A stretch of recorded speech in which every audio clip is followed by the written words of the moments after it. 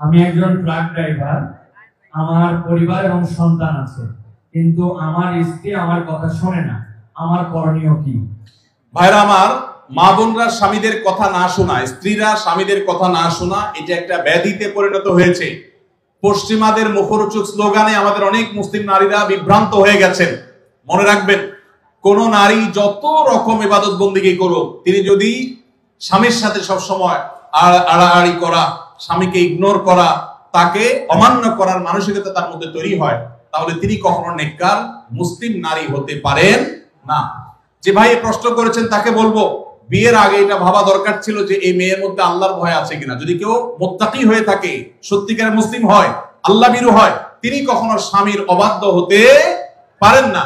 কোন বিষয় নিয়ে মনোমালিন্য হতে পারে, মতভিন্ন হতে পারে, কিন্তু তাই বলে অবাধ্য হওয়া যেটা বলে সেটা হতে পারে না। এখন এই বোনকে আপনি মোটিভেশন দেন, তাকে ভালো মুসলমান বানাবার চেষ্টা করেন, আপনার কথা শোনানোর চাইতে তাকে আল্লাহর আনুগত্য করেন, আল্লাহর আনুগত্যে আনেন। আল্লাহর আনুগত্যে আসলে সে স্বামীর কথা এমনি শুনবে ইনশাআল্লাহ।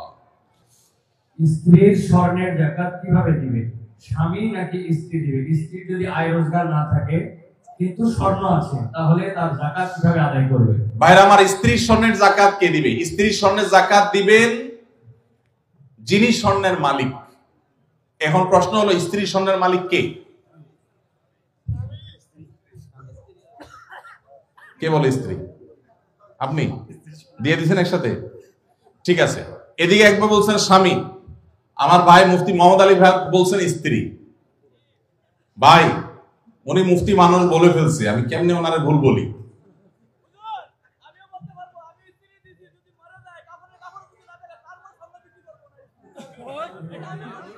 মাশাআল্লাহ মাশাআল্লাহ। আমার পক্ষে লোক আছে।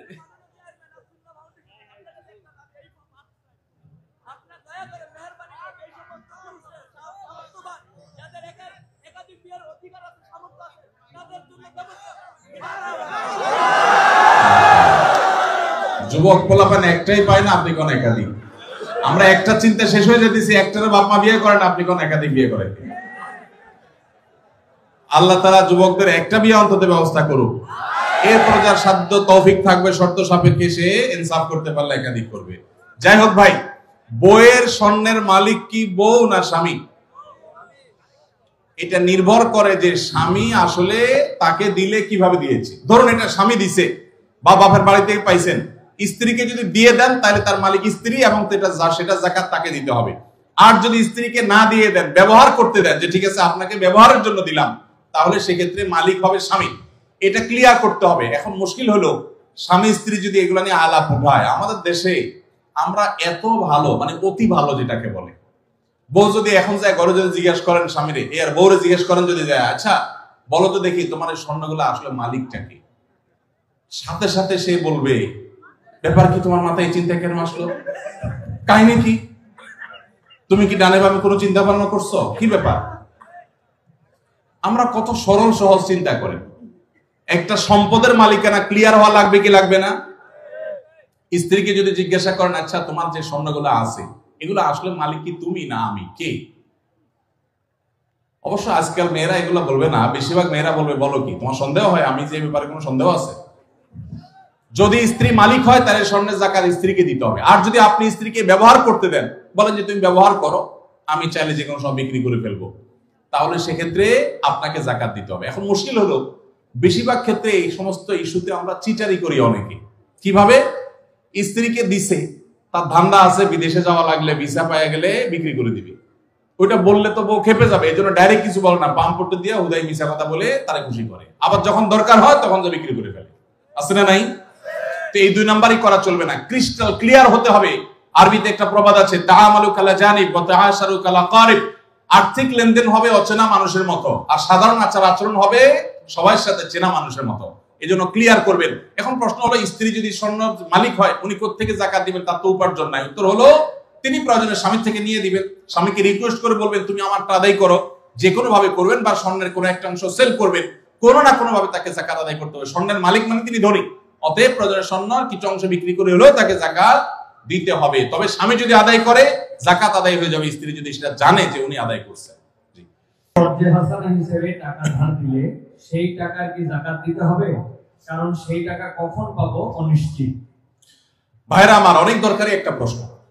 আপনি কাউকে লোন দিয়েছেন, হাওলাত দিয়েছেন, কবে দিবে জানেন না, যাকাত দিতে হবে কি হবে না? উত্তর হলো, কোন টাকাই যাকাত মুক্ত থাকবে না যদি সেটা নেসাবকে স্পর্শ করে। এখন ধরুন আপনি আমাকে 1 লাখ টাকা লোন দিয়েছেন, 1 লাখ টাকা কি নেসাব টাচ করে না করে না?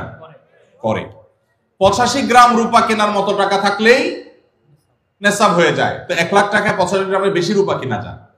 অতএব এটা নেসাব, নেসাবের মধ্যে যেহেতু আছে, অতএব এই 1 লাখের যাকাত কাউকে না কাউকে দিতে হবে। এখন টাকাটা আমি লোন নিয়েছি আর উনি আমাকে লোন দিয়েছেন। এখন যদি বলেন যে আমার যাকাত দিতে হবে, তো আমি তো টাকার মালিকই না, টাকা তো ওনার। এই জন্য যিনি লোন দিবেন যাকাত তিনি দিবেন। এখন একটা প্রশ্ন হয়, ভাই এটা কোনো কথা হলো? বেচারা টাকা লোন দিছে, হাওলাত দিছে সওয়াবের আশা, আবার তার যাকাতও তার দেওয়া লাগবে, কেমন কথা? উত্তর হলো, ইমানদার লোন দিলে সওয়াব আছে না নাই? কিরকম সওয়াব ধারণা আছে? কে বলতে পারে লোনের সওয়াব কি? কি সওয়াব বলেন তো? মাশাআল্লাহ মাশাআল্লাহ, এলাকার মানুষ দেখা যায় বেশ কোরআন হাদিসের ইলম রাখেন। কোন কোন ক্ষেত্রে লোন বা হাওলাত দিলে দান করলে যে পরিমাণ সওয়াব হয় তার চাইতে বেশি সওয়াব হয়। এখন একটা প্রশ্ন ওঠে, এটা আবার কেন? দান করে দেওয়া মানে তো একসাথে দিয়ে দেওয়া, লোন দেওয়া মানে তো দিলাম আবার নেওয়ার জন্য, তো সওয়াব আবার বেশি কিভাবে হয়? সেটার ব্যাখ্যা হলো, ধরেন ওনাকে আমি 10 টাকা দান করলাম, ওনার দান দরকার, কিন্তু ওনার দানটা কেন দরকার? উনি এই 10 টাকা দিয়ে একটা কলা খাবে, যেটা আসলে তার এমন কোনো আহামরি প্রয়োজন নাই, এটা না খাইলেও তার চলে, পেট ভরা আছে। একটা কলা খাইতে মন চাইছে, টাকা নাই, আমি 10 টাকা তার সাদাকা করলাম, দান করলাম।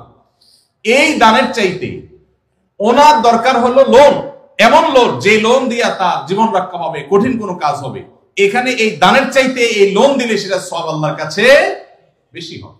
আরো বিভিন্ন ব্যাখ্যা হাদিসের আছে। এজন্য ভাইরা, লোন যে দিবে সে তো সওয়াব পাবে, বিধায় যাকাত দেওয়ার কারণে তার যে টাকা কমতেছে এতে তার হারাবার কিচ্ছু নাই, এজন্য তাকেই যাকাত দিয়ে দিতে হবে। এখন কথা হলো, পাওয়ার সম্ভাবনা নাই। যদি এমন হয় যে পাওয়ার সম্ভাবনা, তাহলে যাকাত আপনাকে এখন দিতে হবে না, একসাথে পাইলে যে বছরে যাকাত দেন না সেগুলো দিতে হবে। আর যদি কখনো না পান তাহলে না দিলে কোনো গুনাহ হবে না। জি। আস-সুন্নাহ ফাউন্ডেশন, উম্মার স্বার্থে সুন্নাহর সাথে।